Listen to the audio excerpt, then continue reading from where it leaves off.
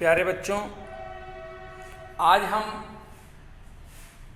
बात कर रहे हैं कार्बनिक यौगिक का ही प्रकार क्लोरोफ्लोरोकार्बन, जिसे CFC यानी कि फ्रियोन के नाम से जानते हैं।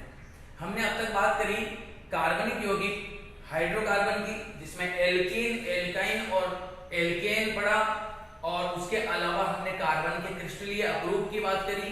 आज हम बात कर रहे हैं CFC यानी कि फ्रियोन क्या होता है। नाम से स्पष्ट हो रहा है कि कार्बन परमाणु के साथ क्लोरीन और फ्लोरीन अगर जुड़ते हैं तो जो नया यौगिक हमें प्राप्त होता है वह क्लोरोफ्लोरोकार्बन प्राप्त होता है। ध्यान देना, यहाँ पर CFC किसे कहते हैं कि क्लोरीन, कार्बन के साथ क्लोरीन और फ्लोरीन की क्रिया से बने यौगिक क्या कहलाते हैं? क्लोरोफ्लोरोकार्बन कहलाते हैं। इनको फ्रियोन भी कहते हैं। अब फ्रियोन को बनाते कैसे हैं देखना। मान लीजिए ये कार्बन टेट्राक्लोराइड है CCl4, कार्बन C से लिखा, क्लोराइड मतलब क्लोरीन को Cl से लिखा, और टेट्रा का मतलब 4, इसलिए इसका सूत्र हुआ CCl4 मतलब कार्बन टेट्राक्लोराइड। इसकी क्रिया हाइड्रोजन फ्लोराइड से करवाते हैं। इसकी क्रिया हाइड्रोजन फ्लोराइड से करवाते हैं SbCl5 उत्प्रेरक की उपस्थिति में, तो हमें फ्रियोन मिलता है। देखना, यहां से एक क्लोरीन और एक H मिलकर किसका निर्माण करेंगे? हाइड्रोक्लोरिक अम्ल का निर्माण करेंगे। अब क्या बचा? CCl3 और F, तो इसका सूत्र ऐसे लिखेंगे CFCl3। ये आपका फ्रियोन का सूत्र है। इस प्रकार हम कार्बन टेट्राक्लोराइड की क्रिया हाइड्रोजन फ्लोराइड से करवाते हैं तो हमें फ्रियोन प्राप्त होता है, जिसका सूत्र है CFCl3। अब फ्रियोन केवल अकेला नहीं है, फ्रियोन कई प्रकार के होते हैं। इस फ्रियोन का नाम भी फ्रियोन 11 है। यानी कि अब आपको यह देखना होगा कि अगर दूसरा फ्रियोन आ जाए तो उसका पता कैसे लगाओगे। तो हम इसके लिए फ्रियोन का नामकरण पढ़ेंगे कि फ्रियोन का नाम कैसे दिया जाता है। अभी ध्यान देना, फ्रियोन 11 का सूत्र है CFCl3।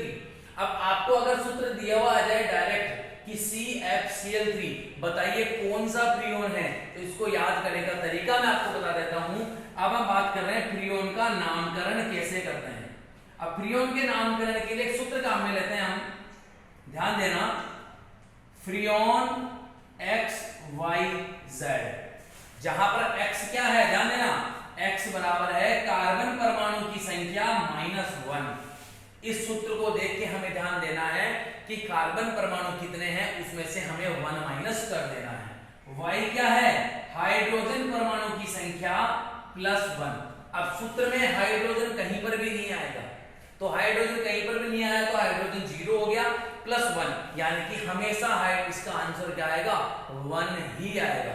और थर्ड नंबर पे Z यानी कि फ्लोरीन परमाणु की संख्या, सॉरी क्लोरीन परमाणु की संख्या, यहां पर Cl लिख देता हूं मैं, क्लोरीन परमाणु की संख्या,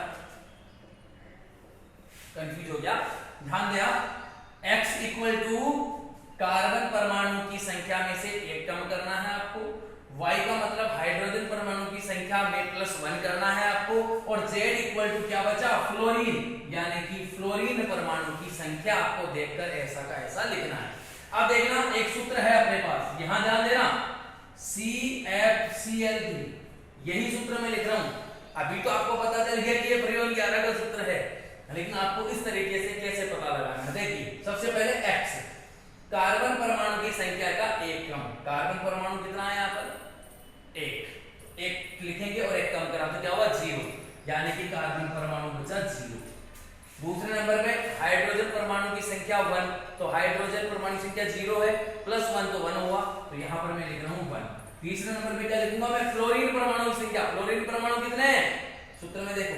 1, तो यहाँ लिख रहा हूं मैं 1, यानी कि 0 11, मतलब कि फ्रियोन का सूत्र हो गया फ्रियोन 11। इस 0 को नहीं भी लिखो तो भी आप ऐसे लिख सकते हो, फ्रियोन 11।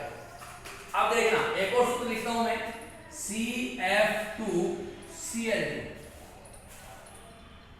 सबसे पहले X, कार्बन परमाणु की संख्या -1, 1 है यहाँ पर, तो 1 - 1 0, फ्रियोन, ये 0 नहीं लिख रहा हूं मैं, कोई बात नहीं। दूसरे पे हाइड्रोजन परमाणु की संख्या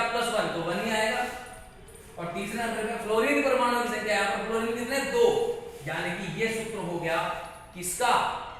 फ्रियोन 12 का। एक और सूत्र आपके पास C2F2Cl4। देखते हैं ये किसका सूत्र है? फ्रियोन, सबसे पहले कार्बन परमाणु की संख्या -1, 2 है, 2 - 1 1 बचा। हाइड्रोजन परमाणु की संख्या +1, हाइड्रोजन परमाणु कुछ भी नहीं होता तो 1 आएगा। फ्लोरीन परमाणु की संख्या कितनी है? 2, यानी कि यह फ्रियोन 112 का सूत्र हो गया। एक और सूत्र निकालेंगे हम, C2F2Cl3। कार्बन परमाणु 2 है, 2 - 1 यानी कि 1, यानी कि ये हो गया फ्रियोन 1। हाइड्रोजन परमाणु 1 ही आएगा हमेशा, और फ्लोरीन कितने हैं? 2। C2F3Cl3, तो फ्लोरीन परमाणु कितने हैं? 3। ये फ्रियोन 113 का सूत्र हो गया। इस प्रकार आपके कोर्स में ये 4 फ्रियोन आपको दिए हुए हैं, फ्रियोन 11, फ्रियोन 12, फ्रियोन 112 और फ्रियोन 113। अब इनको काम में कहां ले सकते हैं हम? इनको हम एक विलायक के रूप में काम में लेते हैं, सबसे पहली बात। दूसरी बात, हम शीत प्रशीतक यानी कि ठंडी जो चीजें हैं, जैसे जो आप रेफ्रिजरेटर में गैस काम में लेते हैं, तो वह गैस क्लोरोफ्लोरोकार्बन ही होती है।